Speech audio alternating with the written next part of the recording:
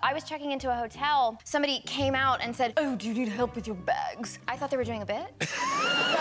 Anna Kendrick's sharp wit and quick comebacks make her one of Hollywood's funniest and most remarkable stars. But what if her comedy is more than just a natural charm? What if there's something darker behind her jokes? Is her humor a shield to cover up something deeper? From her scene-stealing roles in Pitch Perfect to her hilarious ex-quips, Anna Kendrick has mastered the art of self-deprecating humor. She doesn't just make us laugh, she makes us feel like she's one of us, sharing awkward moments and poking fun at herself in a way that feels almost too real. But what if that relatability is a carefully crafted mask, covering up years of tough relationships and self-doubt? Anna's humor has always been a big part of who she is, but where did it come from? She didn't have an easy start in Hollywood, she wasn't born into fame, didn't have any big connections, and spent years auditioning before she made it. Growing up without that instant Hollywood success meant she had to work hard and face a lot of rejection. At the tender age of 12, Anna took her first steps into the world of performing arts, landing a supporting role in the 2008 Broadway musical High Society. Her talent shone brightly, earning her a Theatre World Award and nominations for the prestigious Tony and Drama Desk Awards for Featured Actress in a Musical. However, this early success was merely a flicker in what would become a long and arduous path. The girl next door image that Anna cultivated did not come with the glitz and glamour often associated with young stars. Without the backing of influential connections in the industry, her ascent was a test of resilience. After her Broadway debut, Anna continued to hone her craft. She appeared in a supporting role in the New York City Opera production of Stephen Sondheim's A Little Night Music in 2003. Though her talent was evident, it wasn't until her film debut in 2003's Camp that she became to attract wider attention. In this musical drama, Anna played the quirky character Fritzi Wagner, earning her a nomination for the Independent Spirit Award for Best Debut Performance. The film was a critical success, but the journey to mainstream recognition was still fought with challenges. In the following years, Anna worked tirelessly to establish her career. She portrayed a determined high school debater in Rocket Science in 2007, earning another Independent Spirit Award nomination. Yet while her talent was undeniable, she struggled to break through to the A-list. The turning point in Anna's career came in 2008 with the release of Twilight, the blockbuster adaptation of Stephenie Meyer's best-selling novel. As Jessica Stanley, Bella Swan's supportive friend, Anna's role was relatively small, yet it introduced her to a new audience. This role allowed her to further showcase her acting chops while also putting her name into the spotlight. Her work in Twilight set the stage for her most significant breakthrough. In 2009, Anna starred alongside George Clooney in the critically acclaimed film Up in the Air, directed by Jason Reitman. Her portrayal of Natalie, an ambitious college graduate, captured the hearts of audiences and critics alike. Praise poured in, with reviewers noting that she grabs every scene she's in. This performance garnered her nominations for several prestigious awards, including an Academy Award nomination for Best Supporting Actress. Suddenly, Anna Kendrick was not just the girl next door, she was a serious contender in Hollywood. However, it was 2012's Pitch Perfect that would cement Anna Kendrick's place in the entertainment industry. The film, based on the nonfiction book Pitch Perfect, The Quest for Collegiate A Cappella Glory, featuring Anna as Becca Mitchell, a rebellious college freshman who joins an a cappella group. Her character's modern approach to music and infectious personality resonates with audiences, and the film became a cultural phenomenon. Kendrick's performance was hailed as splendid, and she perfectly captured the balance between humor and heart. Pitch Perfect not only turned Anna into a household name, but also showcased her vocal talent, leading to a successful music career that paralleled her acting endeavors. Academy Award nominated actress you know from Up in the Air and the Pitch Perfect movies. Please welcome back to The Late Show, Anna Kendrick. Please welcome Anna Kendrick.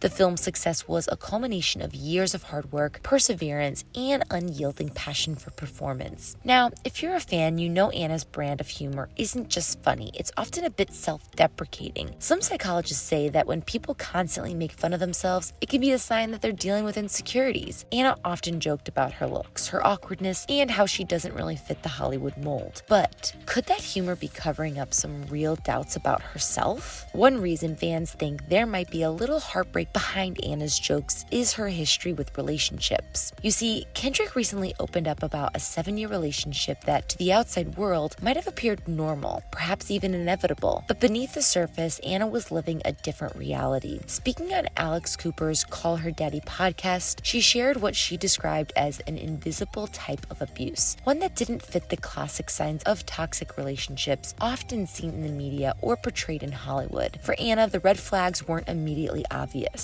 Instead, they unfolded in subtle ways, leading her to question herself rather than her partner. In a candid account, Anna recalls how she internalized the blame, trying to fix herself rather than recognize that the relationship itself was unhealthy. She began to doubt her own sense of reality, questioning every aspect of her behavior to see if she was somehow responsible for the troubles they faced. Anna Kendrick's experience was marked by a striking lack of support even from those who were meant to help. I remember having a conversation with my therapist like a year after that relationship. She was talking about my ex and she started to say Years later, this therapist would apologize to Anna, admitting he hadn't fully understood what was happening at the time. But there was a turning point. After years of silence, Anna finally found herself speaking out. In one particularly emotional session, she raised her voice, a powerful moment of self-assertion she hadn't allowed herself before. The therapist, who had once appeared to side with her partner, called her afterward to express pride in her for standing up for herself. This moment, Anna reveals, was transformative, allowing her to finally break free from the hold of a relationship that had kept her emotionally shackled.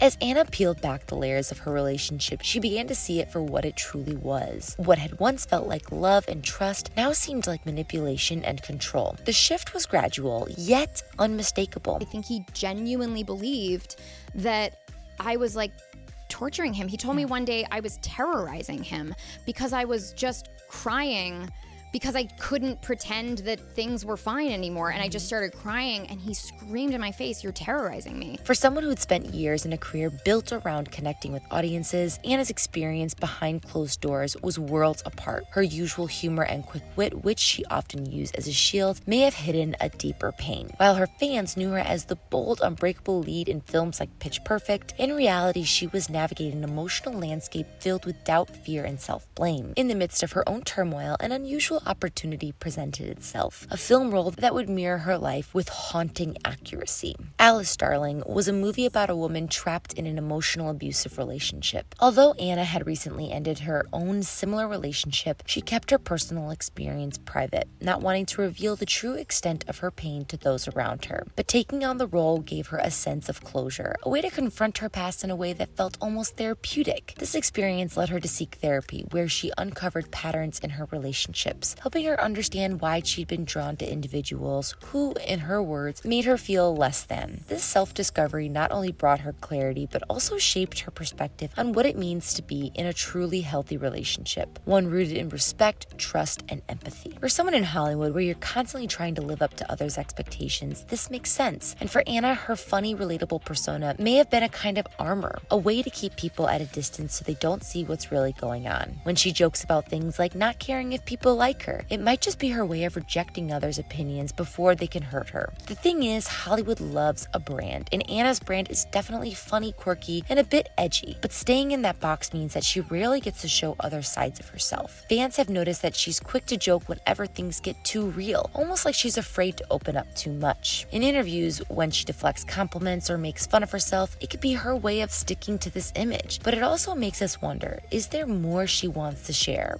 but doesn't feel that she can? One of the rare times we got to see a more vulnerable side of Anna was in her show Love Life. Her character's romantic ups and downs felt close to home, almost like we were watching Anna process her own heartbreak on screen. She even admitted that filming certain scenes brought back memories of her own relationship struggles. Through her character, we got to see a more serious, sensitive Anna, without all the jokes. For a lot of fans, it was refreshing to see her step away from the usual quips and just be real. Anna Kendrick's humor is a huge part of what makes her so lovable. But as fans have learned more about her past and her relationships, we're starting to see that there might be more to her story. She's been through tough times, especially in love, and maybe her jokes are her way of managing the pain. Like she once said, I'm not crazy, you're crazy. I can't be worried about like nobody likes you.